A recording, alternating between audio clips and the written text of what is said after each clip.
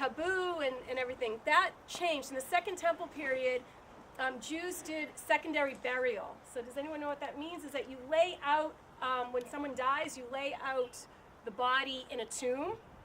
About a year later, you go back and gather up the bones because all of the flesh is rotted away. You gather up the bones and put them in a bone box.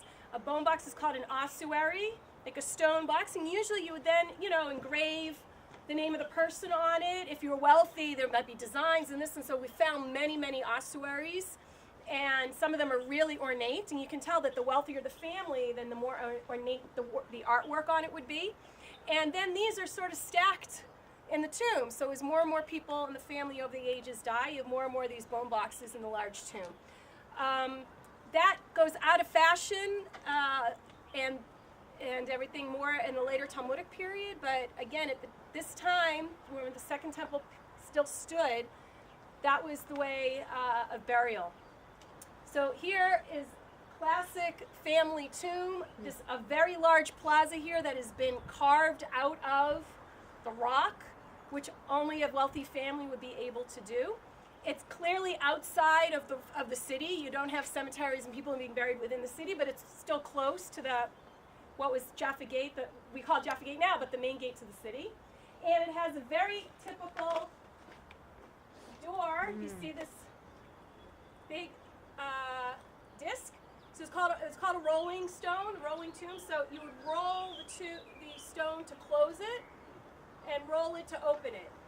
So obviously you want to be able to have access as people die, or you need to be able to get in and out, but it's not that easy where you just swing the door open really quickly, right? It's not being opened and closed that often. So it was sort of difficult to do this. And the New Testament describes Joseph of Arimathea going and asking to take Jesus' body off the cross and prepare it for burial, for Jewish burial, and burying him in his family tomb, which had a rolling stone. So this is very typical of the way wealthy people buried back then. It has that same Greek symbol on it because this was owned by the Greek Orthodox Church. And as I mentioned, over the centuries, whatever was inside more or less had been raided. So it's not like we found exactly names or pottery or other things of whose tomb it was. But people start to say, well, whose tomb was it? And, like who's buried in Grant's tomb? So the theory, or one of the ideas we like to think maybe it could be, was that this could have been Herod's family tomb. We now know definitively just within the past 3 years that Herod himself was buried at Herodion. He built his own mountain mausoleum, and they found his tomb actually only just a few years ago out at Herodion.